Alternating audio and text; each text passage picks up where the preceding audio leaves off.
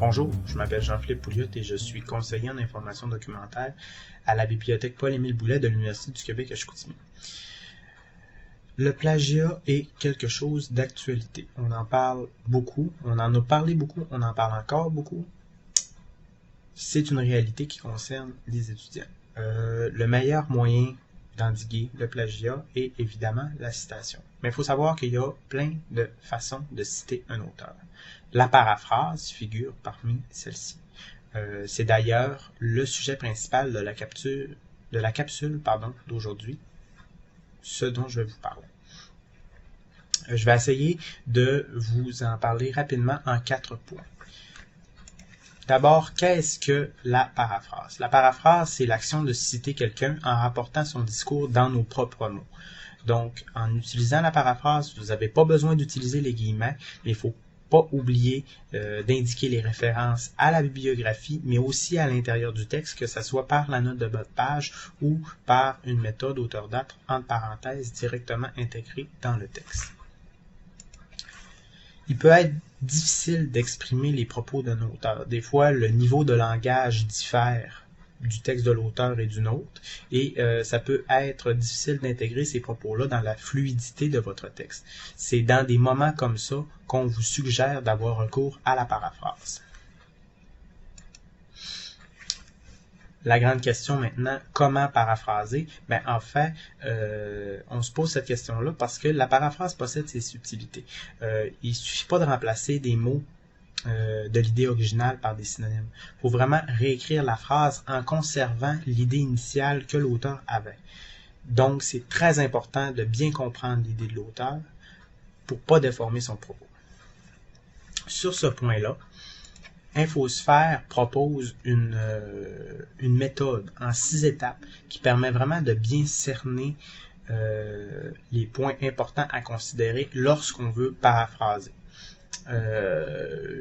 Pour les besoins de la cause, je vais avoir recours à cet exemple-là que j'ai pris sur le site d'Infosphère des bibliothèques de l'Université du Québec à Montréal. Donc, première étape, c'est remplacer certains mots par des synonymes. J'entends par synonyme aussi des expressions et des néologismes. Autrement dit, c'est vraiment de conserver les mêmes idées, mais de les exprimer différemment. Prenons par exemple cet exemple-là. J'ai le texte original, vous voyez, j'ai encadré des mots de couleurs différentes, et puis j'ai encadré les équivalents avec la même couleur dans le texte paraphrasé. Donc on peut voir que c'est des petites nuances, les idées sont intactes, les façons de les exprimer diffèrent. La deuxième étape, c'est de modifier la structure des phrases. Pensons notamment à la forme active et à la forme passive. Des fois, ça peut changer, justement, garder les mêmes propos, mais les construire différemment, et les compléments aussi qu'on peut ajouter à certaines phrases. Comme par exemple ici, si on se fie encore aux encadrés de couleurs, on s'aperçoit que les phrases ont été inversées. La structure des phrases, a été inversée. Troisième point, changer les parties du discours. En fait, ça se ramène un petit peu au point 1 et au point 2, c'est-à-dire que s'il y a des choses, il y a des endroits dans le texte original que vous avez à changer, vous pouvez procéder. La quatrième étape, c'est effectuer tout autre changement pertinent. Je parle notamment de la formule introductive qui permet en général de mieux intégrer la citation dans votre texte. Comme on peut le voir dans l'exemple, c'est simplement, par exemple, de nommer d'après et on insère le nom de l'auteur et ensuite on cite ses propos dans nos propres mots. La phase numéro 5 est très importante parce que c'est vraiment celle-là qui va permettre de s'assurer qu'on ne dénature pas les propos de l'auteur. Le danger avec la paraphrase, c'est de faire dire à l'auteur des choses qu'il ne dit pas. Donc, à ce moment-là, il faut vraiment, à l'aide d'une comparaison, s'assurer que le texte paraphrasé est fidèle au texte original. Et finalement, autre étape super importante, c'est d'indiquer la source. Parce que même si on n'utilise pas de guillemets, on ne cite pas intégralement les propos de l'auteur, les idées appartiennent à l'auteur, donc il faut citer l'auteur. Ça implique la référence en bibliographie et à l'intérieur du texte, que ce soit en note de bas de page ou par auteur d'œuvre. Comme on le voit ici, on a opté pour un appel de note de bas de page avec la référence.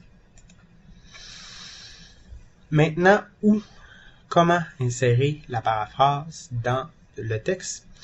La paraphrase, comme je vous l'ai dit précédemment, ne nécessite aucun guillemet, donc elle s'insère directement dans le texte, ne nécessite pas non plus d'être mise en exergue comme certaines citations plus longues nécessitent.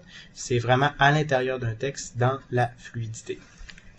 Il est à noter que il faut distinguer la paraphrase de la traduction libre. La traduction libre étant lorsque on va citer par exemple un ouvrage en langue étrangère pour que la personne qui nous lit comprenne bien nos propos, on peut prendre la liberté de traduire les propos qu'on a écrits.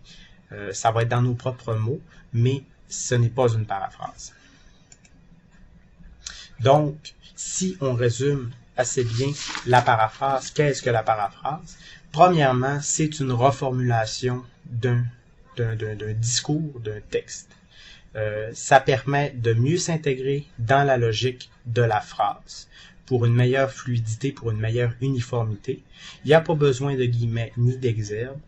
C'est directement dans le texte. Et puis, il ne faut jamais oublier les références parce que sinon, c'est du plagiat. Si vous avez besoin de plus d'informations, je vous suggère d'aller voir le site Infosphère sur les sites de la bibliothèque de l'UQAM. Donc, merci beaucoup. Bonne journée.